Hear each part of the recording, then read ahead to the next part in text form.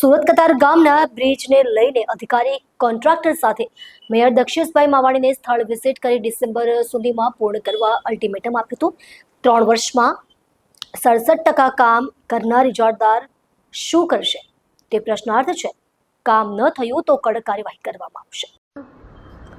Mayor Dakshesh માવાણીએ સ્થળ પર નિરીક્ષણ કરીને અધિકારીઓને સૂચના આપી છે। જોકે મહત્વની વાત એ છે કે 3 વર્ષમાં 67% માંડ કામ કરનાર ઇજારદાર હવે 7 મહિનામાં બાકી 33% કેવી રીતે પૂર્ણ કરશે તે પ્રશ્ન છે। ઇજારદારે મેન પાવર ઓછો હોવાનું રટણ કર્યું હતું। અધિકારીઓના જણાવ્યા મુજબ પાઇલિંગ સહિતનું કામ પૂર્ણ થઈ ગયું હોય, હવે ગર્ડર અને સ્લેબ ભરવાના બાકી હોવાથી 7 મહિનામાં કામ પૂર્ણ થઈ શકે છે।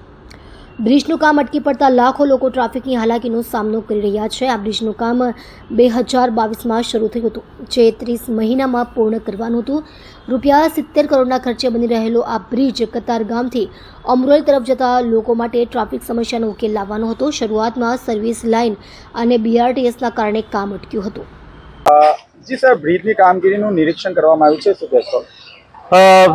એક લોકોમાં એક હોવાપો તો આ બ્રિજ કેમ લેટ થાય છે। આપણી ચેનલના માધ્યમથી હું જાણ કરું છું કે એ બ્રિજની નીચે ઘણી યુટિલિટી આવતી હતી, એના હિસાબે 10 મહિના યુટિલિટી ચેન્જ કર્યો। સુરત મહાનગરમાં મોટો ભાર પડતો હતો ને યુટિલિટી ચેન્જ કરવાના હિસાબે બ્રિજની ડિઝાઇન પણ ચેન્જ કરવી પડે એમ હતી। એટલે મેં યુટિલિટી ચેન્જ નહીં કરી ને ડિઝાઇન ચેન્જ કરી, એટલે મહાનગરપાલિકામાં ભારણ પણ ન પડ્યું।